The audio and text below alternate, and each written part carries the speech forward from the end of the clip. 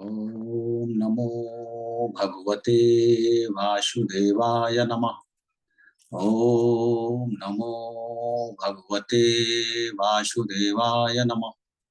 ओम नमो भगवते वासुदेवाय नमः।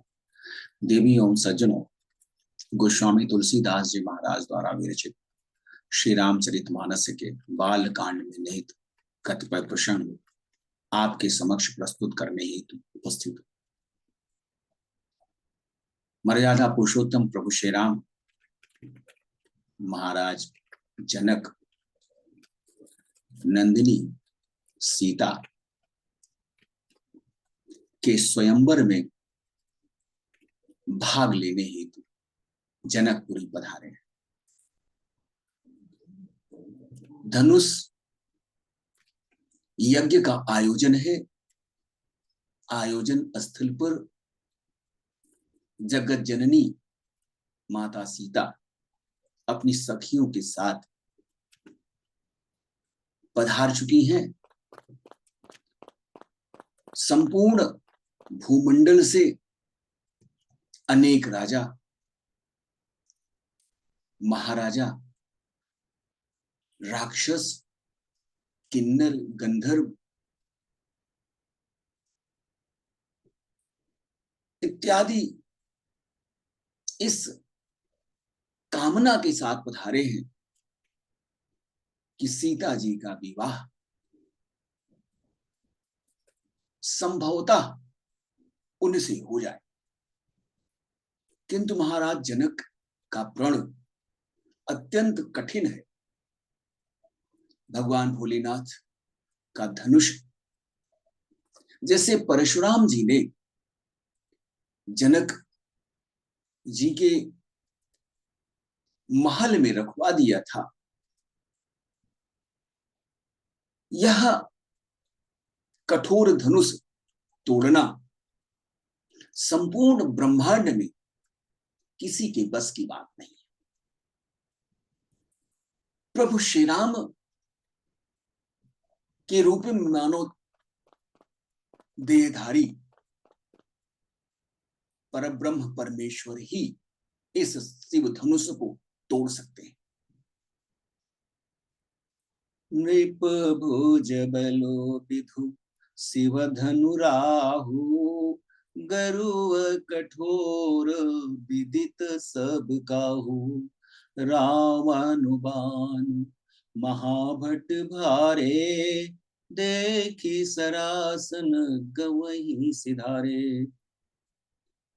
महाराज जनक के भाट जन उस दिव्य धनुष की विशिष्टता का वर्णन कर रहे हैं।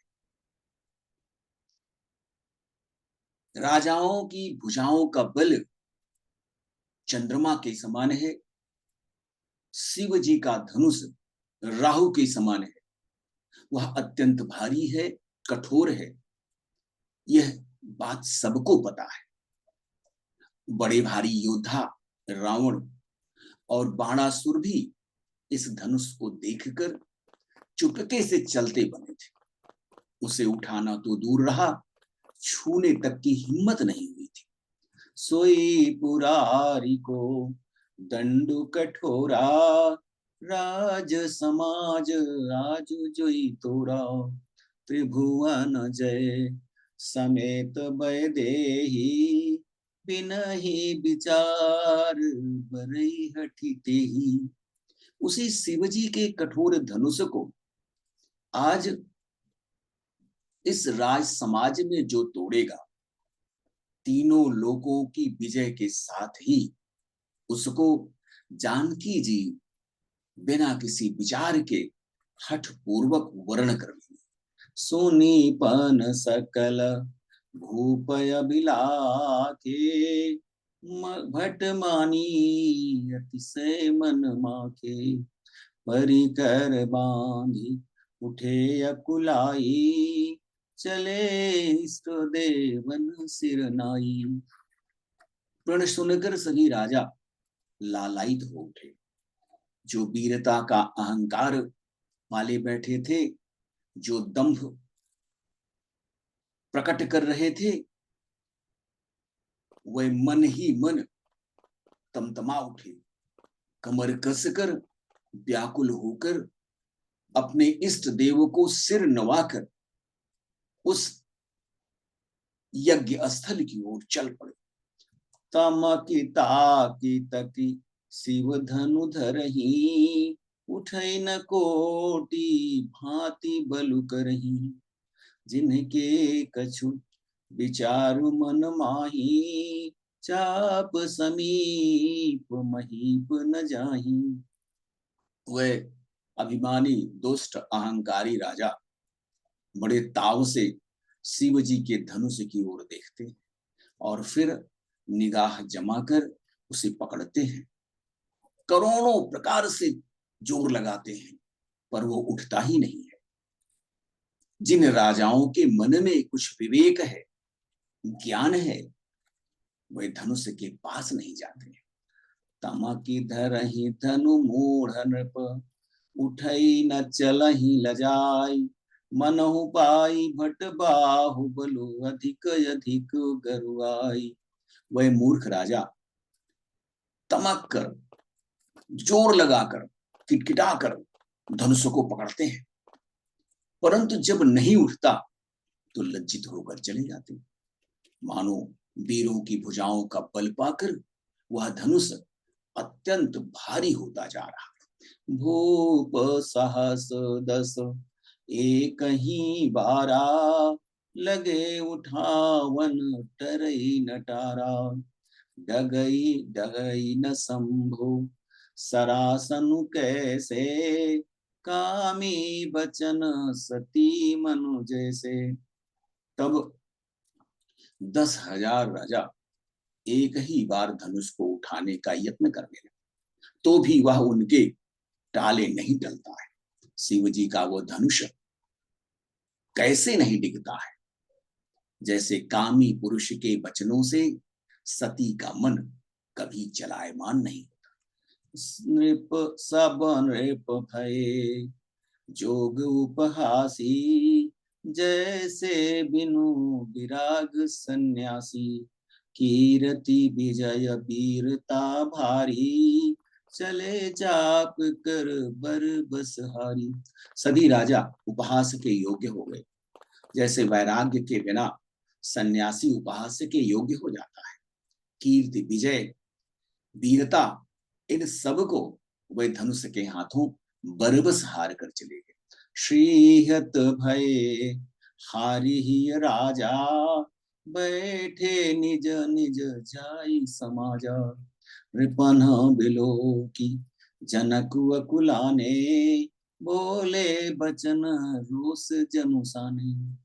राजा लोग हृदय से हार कर, श्रीहीन होकर हतप्रभ हो गए और अपने अपने समाज में जा बैठे। राजाओं को असफल देखकर महाराज जनक व्याकुल हो उठे और ऐसे वचन बोले मानो क्रोध में सने हुए। दीप दीप के भूपति नानाए, सुनी हम जो पन उठाना, देव धनुज धरी मनुज शरीरा, विपुल वीर आए रणधीरा। मैंने जो प्रण ठाना था उसे सुनकर द्वीप दीप के अनेकों राजा आए हैं। देवता और दैत्य भी मनुष्य का शरीर धारण करके आए हैं तथा और भी अनेकों रणधीर वीर आए हैं। कुमरी मनोहर विजय बड़ी, कीरति अति कपनीय, पावनिहार विरंचि जनु, रचेवन धनु दमनीय। किंतु धनुष को तोड़कर इस मनोहर कन्या, बड़ी विजय और अत्यंत सुंदर कीर्ति को पाने वाला मानो ब्रह्मा ने किसी को रचा ही नहीं है। वस्तुतः जगत जननी माता सीता का स्वयंवर एक लौकिक, एक सामाजिक आयोजन है, जिसमें महाराज जनक ने संपूर्ण भूमंडल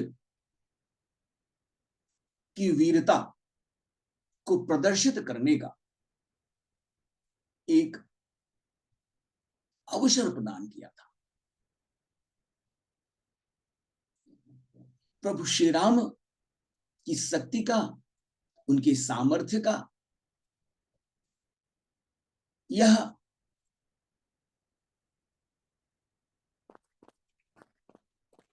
शक्ति को, सामर्थ्य को प्रकट करने का यह उचित अवसर था। प्रभु श्री राम ने धनुष यज्ञ में